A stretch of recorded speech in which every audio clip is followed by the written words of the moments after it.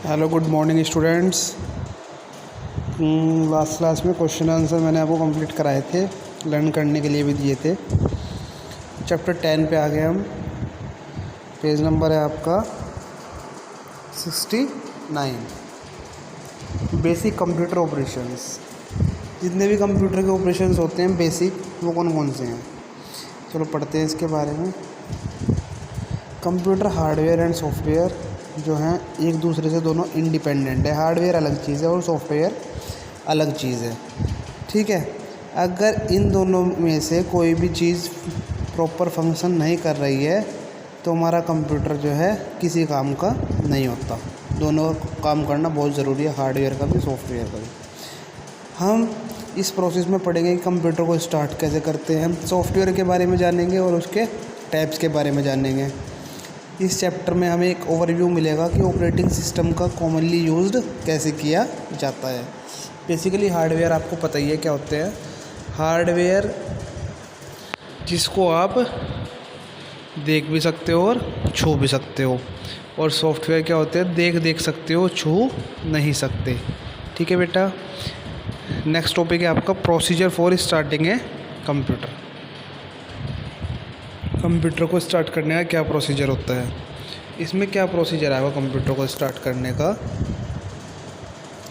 जब भी आप कंप्यूटर को स्टार्ट करते हो, जब भी हम कंप्यूटर को स्टार्ट करते हैं तो उसमें बूटिंग प्रोसेस स्टार्ट हो जाती है। बूटिंग का मतलब होता है जैसे कभी आपने अपने फ़ोन को रीस्टार्ट किया होगा तो रीस्टार्ट का दूसरा नाम क्या होता है, बहुत से फ़ोन में लिखा होता है रिबूट। रिबूट का मतलब ही होता है बूटिंग प्रोसेस, ठीक है, जो हमारी चेक करती है कि हमारे जितने भी हार्डवेयर और सॉफ्टवेयर है कंप्यूटर के अंदर वे सही से काम कर रहे हैं या नहीं कर रहे हैं, ठीक है। और उस बूटिंग प्रोसेस में क्या होता है, जो एक कंप्यूटर को चलाने के लिए जितनी भी फाइल्स होती हैं वे सारी की सारी क्या होती हैं, रन होती हैं, मतलब चलती हैं, ठीक है। जो अगला स्टेप है बूटिंग प्रोसेस में, इसको क्या बोला जाता है, पोस्ट। उसको क्या बोला जाता है, post. Power on self test. Computer अपनी खुद की सेल्फ टेस्ट करता है। ये जो टेस्ट है ये चेक करता है कि जितने भी फंक्शन हैं हार्डवेयर से कनेक्टेड वो सारे प्रॉपर वर्क कर रहे हैं या नहीं कर रहे हैं, किस किस को मिला के, प्राइमरी और सेकेंडरी स्टोरेज डिवाइसेस को मिलाकर। पोस्ट के बाद जो सीमोस के कंटेंट्स होते हैं उसका नंबर आता है। सीमोस क्या होती है, complementary metal oxide semiconductor CMOS, ठीक है। एक चिप होती है जो आपकी सीपीयू के अंदर होती है, उसको सीमोस बोलते हैं, वो चेक होती है, ठीक है। एक बहुत ही छोटी मेमोरी होती है मदरबोर्ड के अंदर जो बेसिक इनपुट आउटपुट सिस्टम को कवर करती है, बायोस को कवर करती है, ठीक है। जो प्राइमरी फंक्शन होता है बायोस का क्या होता है, ऑपरेटिंग सिस्टम, कंप्यूटर के ऑपरेटिंग सिस्टम को बूट अप करना, मतलब रिस्टार्ट रिबूट करना, ठीक है। बायोस के अंदर कौन कौन सी इंस्ट्रक्शन है, लोड बेसिस कंप्यूटर हार्डवेयर, मतलब लोड कराने के लिए भी कभी कभी काम आ जाती है बायोस। ये रिस्पॉन्सिबल होता है किसके लिए, एक्सेस करवाने के लिए और कॉन्फ़िगर करवाने के लिए सिस्टम की सेटिंग को, जैसे पासवर्ड लगा देते हो, टाइम और डेट, तो उसके लिए सब बायोस ही यूज़ किया जाता है, ठीक है। जब बायोस कंप्लीट हो जाता है तो ऑपरेटिंग सिस्टम रैम में क्या होता है, लोडेड होता है। रैम क्या होती है, रैंडम एक्सेस मेमोरी। जो भी ऑपरेटिंग सिस्टम हमारा कंप्यूटर के अंदर होगा वो लोड होगा, चाहे वो MS ऑफिस हो, विंडो XP हो, चाहे वो विंडो 98 हो, चाहे विंडो 10 हो, चाहे विंडो 8 हो। ऑपरेटिंग सिस्टम जो है फिर उसके बाद स्टार्टअप लेगा रूटीन से, ठीक है। जब हमारी बूटिंग प्रोसेस पूरी हो जाती है तो फिर हम कंप्यूटर में यूज़र नेम और पासवर्ड डाल के उसको लॉगिन कर सकते हैं।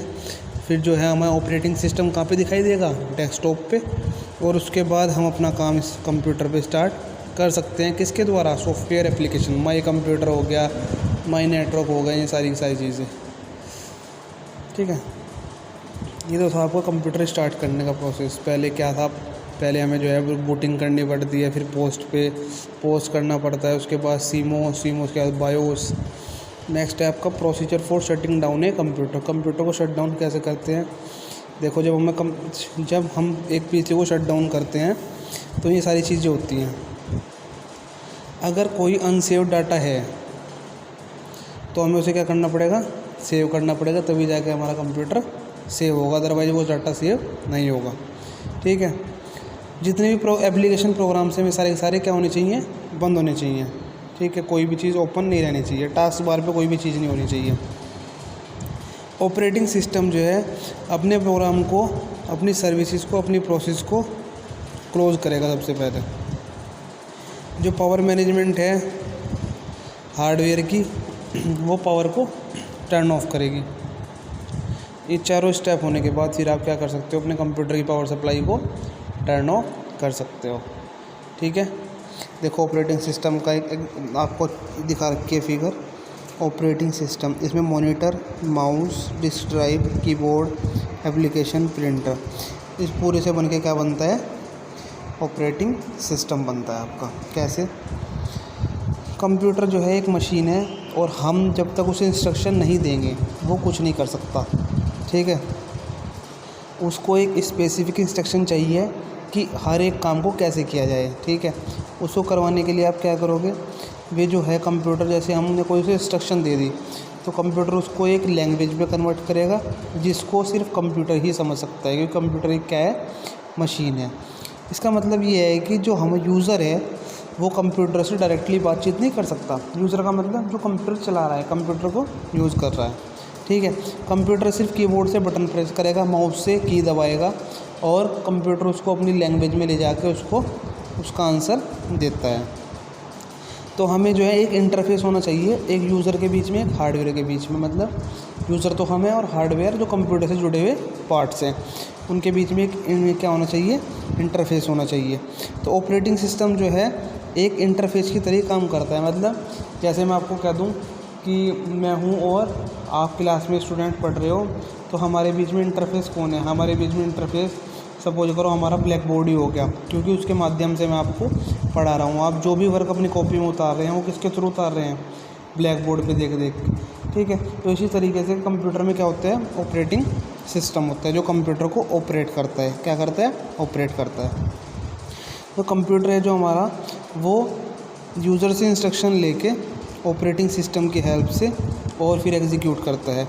ये जो है एक मास्टर प्रोग्राम है जो हमारे पीसी को ज़िंदा रखता है और बहुत सारी एप्लीकेशंस को चलाता है।